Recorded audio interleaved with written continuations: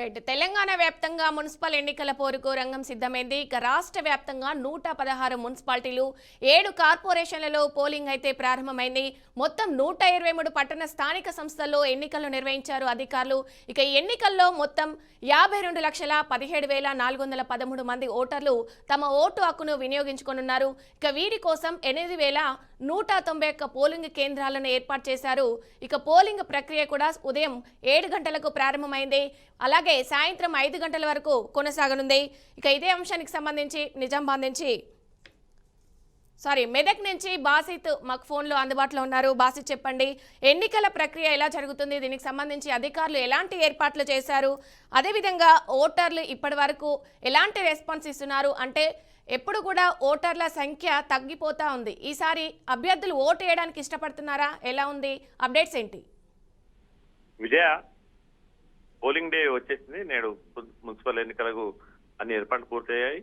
ఉదయం నుంచే ఓటర్లు కూడా పోలింగ్ బూత్లకు వస్తున్నారు. రాష్ట్రంలోని 7 కార్పొరేటర్లు 116 మున్సిపాలిటీ కూడా ఎన్నికలు నిర్వహిస్తున్నారు. 2,569 వార్డులు 412 డివిజన్లలో పోలింగ్ జరుగుతుంది. మొత్తం 8,191 పోలింగ్ కేంద్రాలకు ఏర్పాట్లు చేయగా 52.17 లక్షల మంది ఓటర్లు తమ ఓటు హక్కును ఈ రోజు వినియోగించుకున్నారు. ఉదయం 7 నుంచే పోలింగ్ ప్రక్రియ కొనసాగింది. ప్రస్తుతం అయితే ఇది సాయంత్రం 5 గంటల వరకు పోలింగ్ జరుగుతుందని చెప్పి అధికారులు తెలవడం జరిగింది. ఎన్నికల నిర్వహణ కోసం 40,000 మంది పోలీసులకు పైగా సిబ్బంది 40,000 మంది పైగా సిబ్బందిని కూడా నియమించారు. ఎన్నికల నిర్వహణకు కావాల్సిన బ్యాలెట్ బాక్సులు, బ్యాలెట్ పేపర్లు, ఇతర పోలింగ్ సామాగ్రితో నిన్న సాయంత్రమే పోలింగ్ స్టేషన్లకు చేరుకున్నారు. దాంతో పాటుగా ఎన్నికలకు పారదర్శకంగా నిర్వహించడానికి ఎన్నికల సంఘం కూడా ప్రతి పోలింగ్ కేంద్రంలో సీసీ కెమెరాలతో వెబ్ కాస్టింగ్ చేస్తున్నారు. కాగా పోలింగ్ శాతం మాత్రం పెంపుకై ఈసీ విస్తృత ప్రచారం కూడా కొనసాగిస్తున్నారు. ఇందుకోసం 3 AI వీడియోలను కూడా వాళ్ళు రిలీజ్ చేయడం జరిగింది. లోకల్ ఛానల్స్ లో కూడా సర్క్యులేట్ చేయడం జరిగింది. పోలింగ్ టైం దగ్గర పడుతుండడంతో పోలింగ్ పూర్తి స్థాయిలో జరగడానికి పార్టీలన్నీ పోల్ మేనేజ్మెంట్ పై దృష్టి సారించాయి.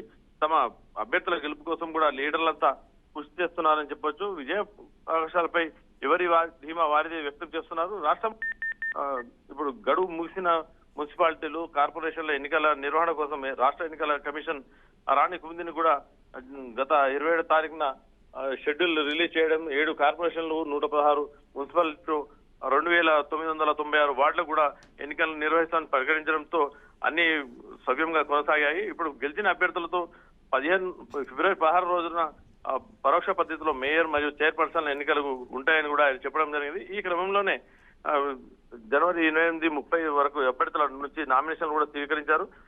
గత ఫిబ్రవరి 4 నుంచి అభ్యర్థుల గుర్తులకు కేటాయించిన రోజు నుంచి 2 కార్పొరేటర్లు 12 మంది కౌన్సిలర్లు కూడా ఏకగ్రీవమై వాళ్ళు గెలిచినట్టు ప్రకటించడం జరిగింది.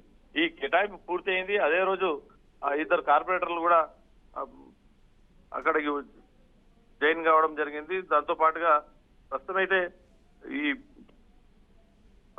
కేటాయింపు అదే రోజు జరిగిన ఈ నారాయణపేట జిల్లాల మక్తల్ మున్సిపాలిటీలో 6వ వార్డు నుంచి పోటీలో ఉన్న బీజేపీ అభ్యర్థి ఏ మహదేవప్ప మంగళవారం ఆత్మహత్య చేసుకోగా ఇక్కడ పోలింగ్ కూడా వాయిదా వేసినట్టు రిటర్నింగ్ అధికారి పాలెం శివయ్య ప్రకటించడం జరిగింది.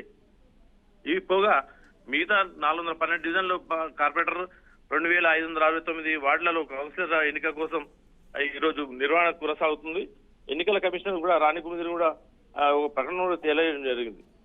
మున్సిపల్ ఎన్నికలకు ఈసారి బ్యాలెట్ పద్ధతిలో నిర్వహిస్తున్నారు. 7 గంటల నుంచి ఇప్పుడు 5 గంటల వరకు జరిగే ఈ పోలింగ్ కార్యక్రమంలో ప్రస్తుతం అయితే ఈ జరుగుతున్న ఈ పోలింగ్ ప్రక్రియ కట్టుదిట్ట భద్రత మధ్య కొనసాగుతుంది. కేటాయించిన పోలింగ్ స్టేషన్ లో సామాగ్రితో వెళ్ళిన ఈ మొత్తం ఎస్కాట్ తో వెళ్ళిన వాళ్ళంతా సిబ్బంది చెప్పండి. Right. Thank you Basit. Thanks for the updates.